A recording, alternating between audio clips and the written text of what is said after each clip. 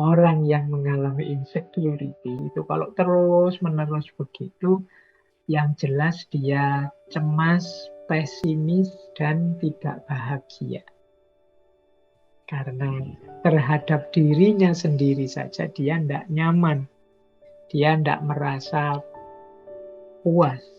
Akhirnya apa? Dia serba pesimis dan tidak bahagia.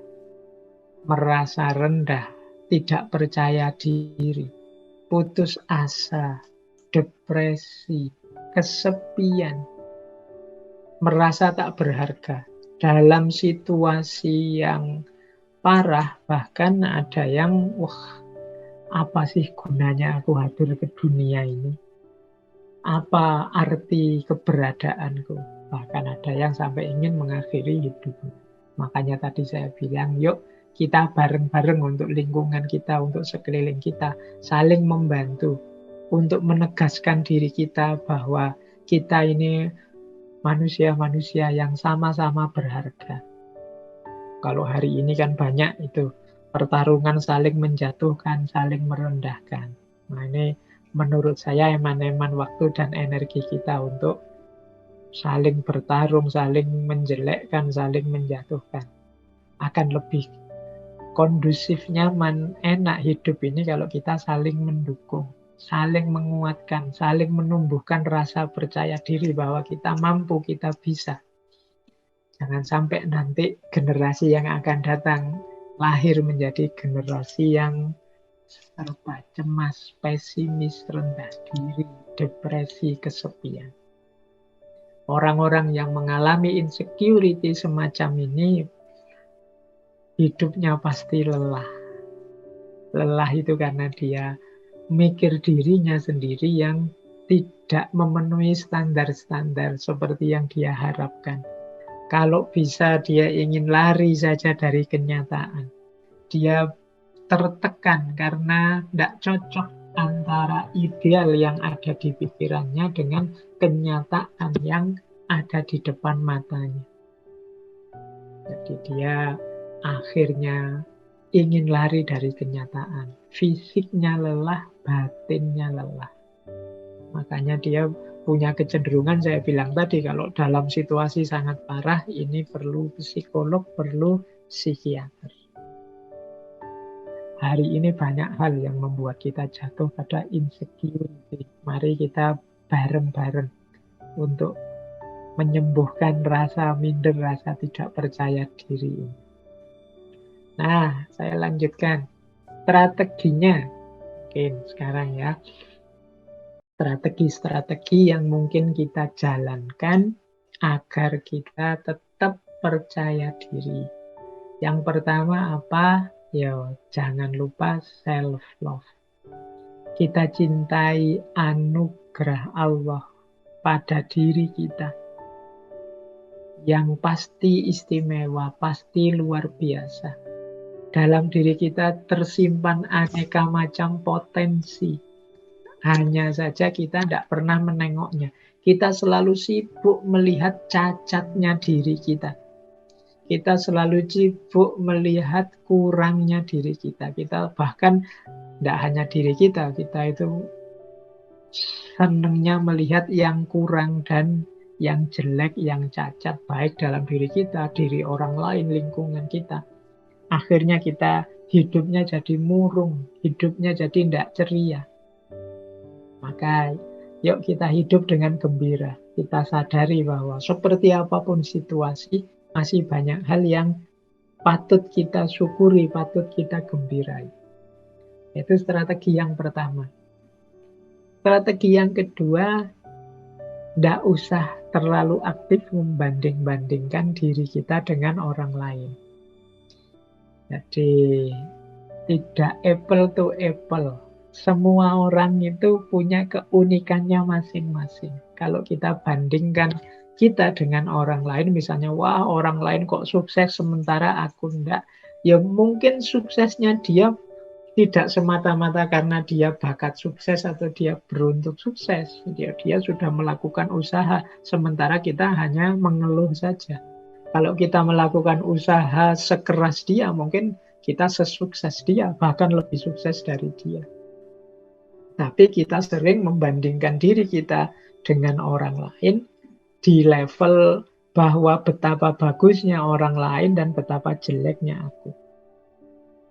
Wah, kok ada orang cantik ganteng-ganteng seperti itu ya, kok aku kalau ngaca kok minder sendiri aku lihat. Ya karena kita bandingkan dengan mereka yang standar kecantikan, standar kegantengannya beda.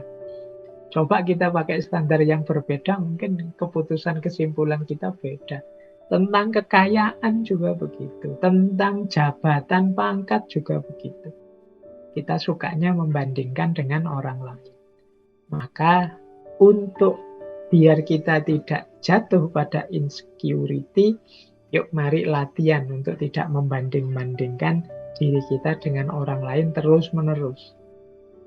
Kemudian yang ketiga, cari teman yang mendukung. Jangan teman yang malah menjatuhkan harga diri, menjatuhkan rasa percaya diri kita.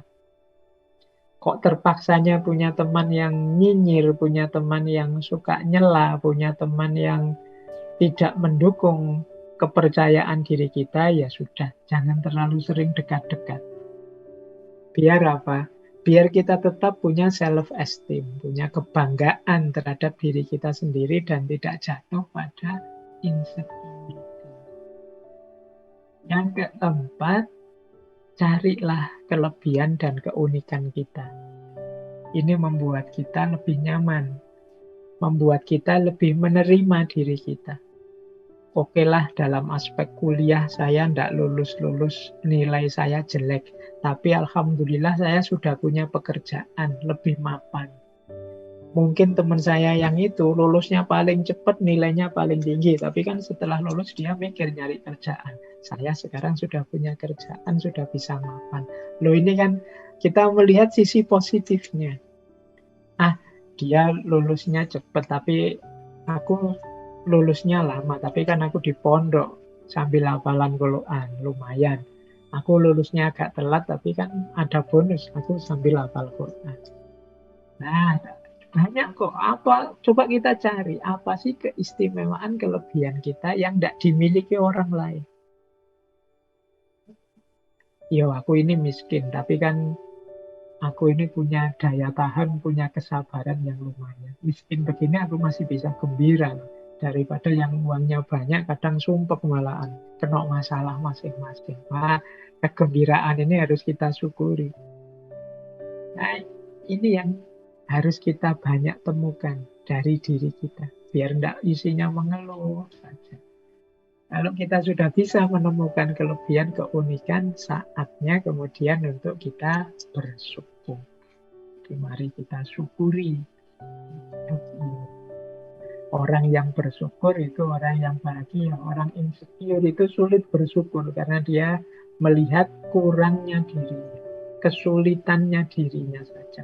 Ya kalau orang merasa kurang, merasa sulit, bagaimana dia bisa bersyukur? Tidak mungkin nanti jatuh pada la in syakartum la azidannakum. Tidak mungkin ditambah oleh Allah, ya dia sulit bersyukur. Nah, ya seperti pertemuan sebelumnya, para filosof pun ya rame membahas tentang insecurity ini. Banyak yang mendalam membahas tentang insecure. Misalnya Epictetus. Epictetus ini filosof Stoa. Kata Epictetus, we suffer more in imagination than we do in reality. Kata Epictetus, kita itu lebih banyak tersakiti oleh imajinasi-imajinasi kita dibandingkan dalam kenyataannya.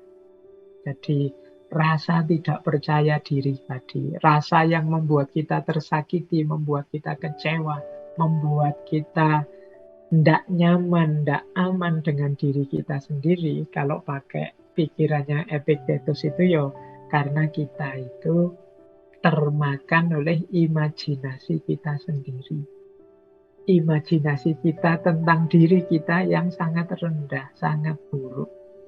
Akhirnya ya Kita tidak ngapa-ngapain, padahal in reality mungkin tidak begitu. Kita itu ya punya banyak keistimewaan. Hanya saja kita ditelan, dilibas oleh imajinasi-imajinasi jelek kita tentang diri kita sendiri.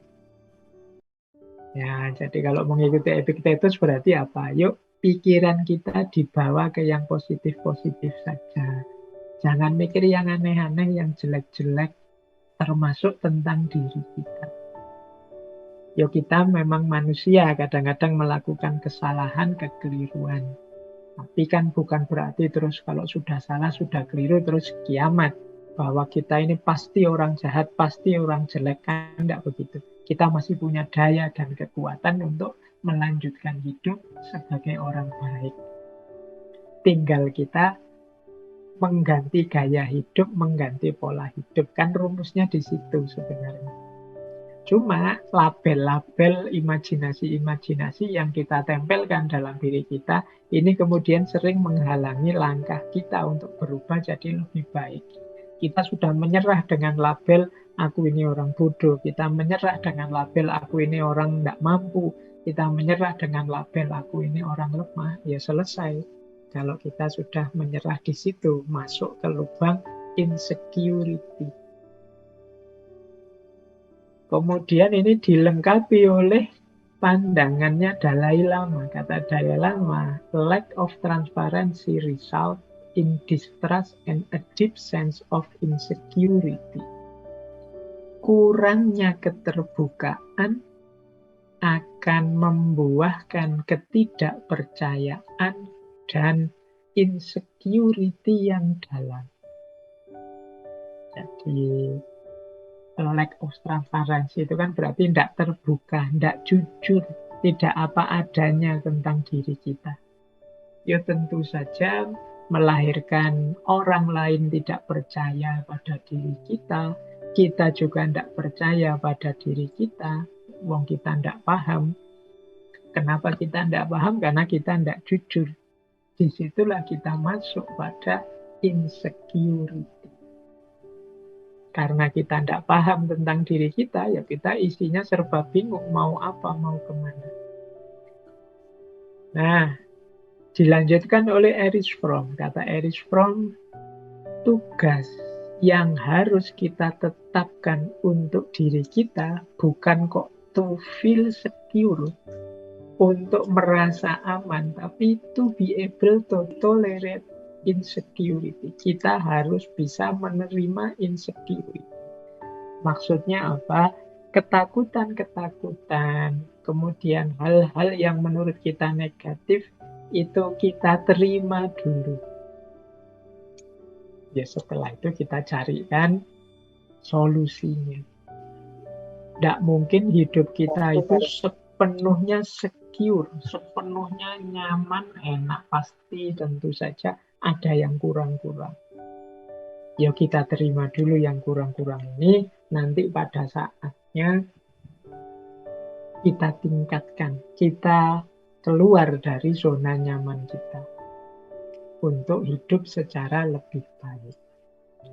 Nah, dipungkasi oleh Osho, kata Osho, kuncinya kita lepas dari insecurity adalah expectation, harapan. Jadi manusia, jangan sampai kita kehilangan harapan. Mengapa sih orang insecure tadi terus tidak mau ngapa-ngapain lagi, menyerah dengan dirinya?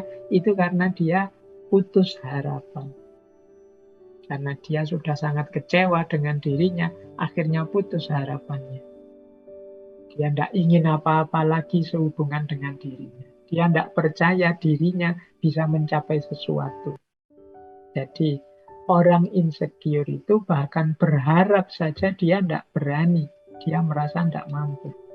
Padahal kuncinya, kata Osho, kita keluar dari zona insecurity itu, kita menghidupkan harapan-harapan.